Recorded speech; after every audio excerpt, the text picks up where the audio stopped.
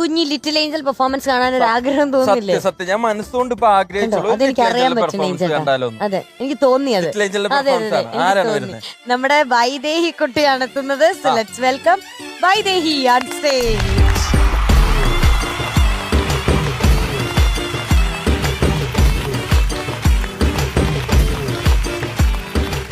വൈദേഹി കുട്ടി, ഇത് എന്തോ ഇത് അംബ്രല്ല പോലെ അടിപൊളിയായിരിക്കുന്നു കേട്ടോ.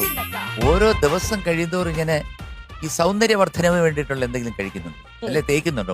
ഉണ്ടോ എന്താ അവരവിടുന്ന് കൊറേ എന്തെല്ലോ സത്യം പറഞ്ഞു. മേക്കപ്പാണ് ഉദ്ദേശിച്ചത്. നാട്ടിൽ പോയിരുന്നോ മോള്?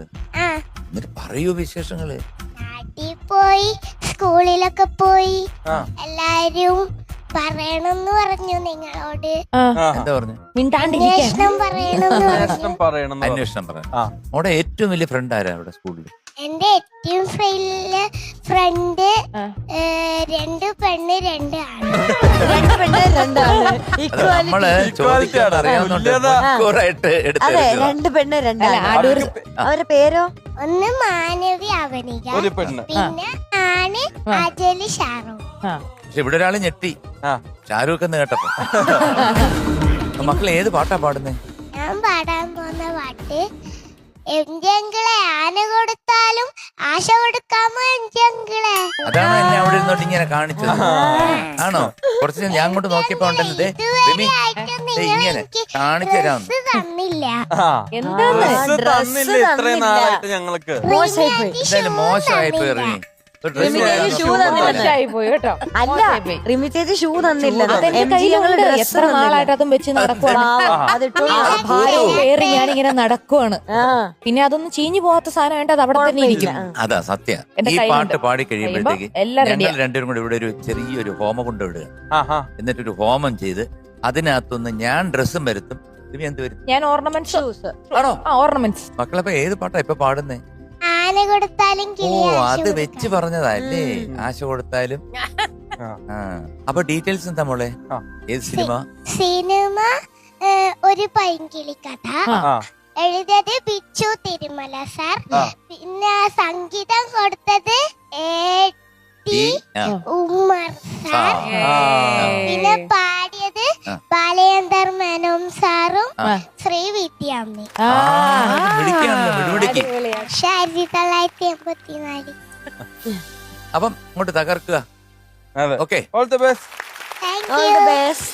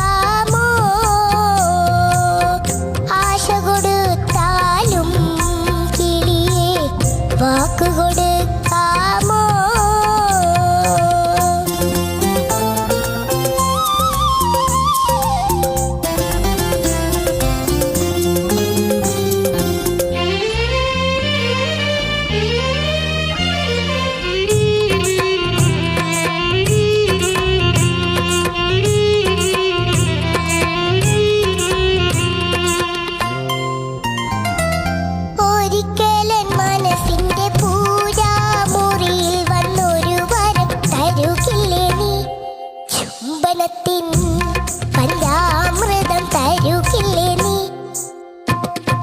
പാവമാമി എന്നെ പാവയാക്കി പൊന്നെ അടയ്ക്കല്ലേ കൂട്ടിലടയ്ക്കല്ലേ വെറും മുളം തട്ട കിളിയല്ലേ ഞാൻ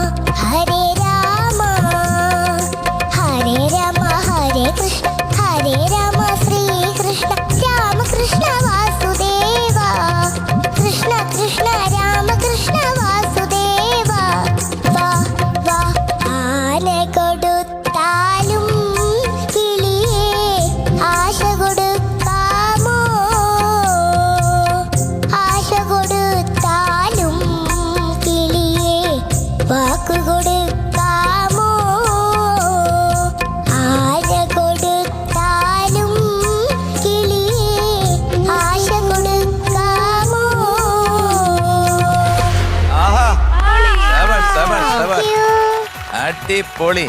ആശ കൊടുക്കുന്ന പരിപാടിയില്ല, ആശ കൊടുത്താൽ അത് ചെയ്തിരിക്കും. വൈദേഹി കുട്ടി, വാക്കുകളില്ല. റെക്കോർഡ് എങ്ങനാണോ അതുപോലെ തന്നെ അതിലും മനോഹരമായിട്ട് മോള് പാടി.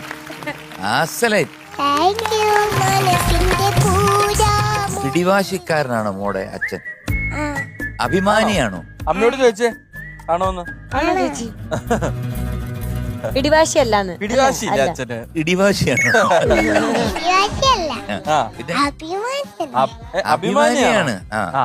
അഭിമാനം പണയം വെക്കാൻ ഇവിടെ ആരും നിക്കത്തില്ല. അതെങ്ങനെ മനസ്സിലായി ചക്കര? എങ്ങനെ മനസ്സിലായി അഭിമാനിയാന്ന്?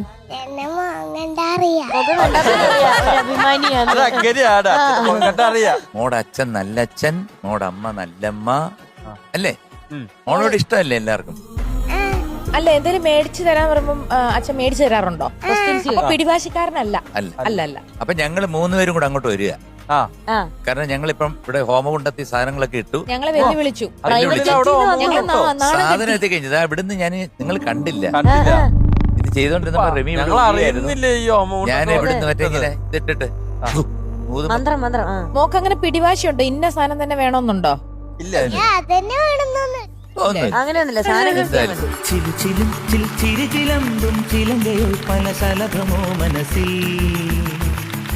കള്ളക്കള്ളം കള്ളമളകിലൊന്നും കവിതയോ കിളിമൊഴികളോ മനസ്സിൽ നിഴലുലാവുകയോ നെഞ്ചിൻ നിഴകൾ പാവുകയോ പവിഴമാവുകയോ പാട്ടിൻ പുഴകൾ ഒഴുകുകയോ പുലരി വിരിയും കനകവനിയിൽ എങ്ങനെ ഇരിക്കണു? ഒരു കുരുന്നു മനസ്സിലെ വെണ്ണയുരുകും വേനൽ വാൽ. അതിന് അതൊക്കെ ഞങ്ങള് ഒന്നിച്ച് ചേർന്ന് മേടിച്ച സംഭവം. ചുമ്മാ വളയം മാല ഇടാണ്ടിരിക്കാൻ പറ്റുമോ? ഡയമണ്ട് മാലയും കൂടെ ഒക്കെ ചേരുമ്പോ എല്ലാം എടുത്ത് വെച്ച പോലെ വരുന്നുണ്ട്. ഷൂവിന്റെ കുറവല്ലേ? അത് മധുചേട്ടൻ വാശിയാണ്. ഞാനേ മേടിച്ചു കൊടുക്കാൻ പറ്റുള്ളൂ. ഭയങ്കര വാശി. അതുകൊണ്ടാണ് നമ്മൾ ഇഷ്ടപ്പെട്ടോ? നല്ല ഇഷ്ടപ്പെട്ടു. വാക്ക് കൊടുത്താലും ആശ കൊടുത്താലും കിളിയെ വാക്ക് കൊടുക്കാം. ഇനി അങ്ങനെ ചോദിക്കോ? വാക്ക് കൊടുത്താൽ കിളിയെ ഗിഫ്റ്റ് കൊടുക്കാമോ? അതെ. ഹാപ്പി അല്ലേ?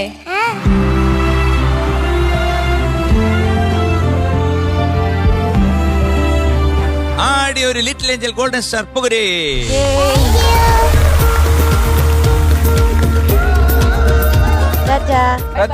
ബൈ. ഇത് വേണ്ടേ?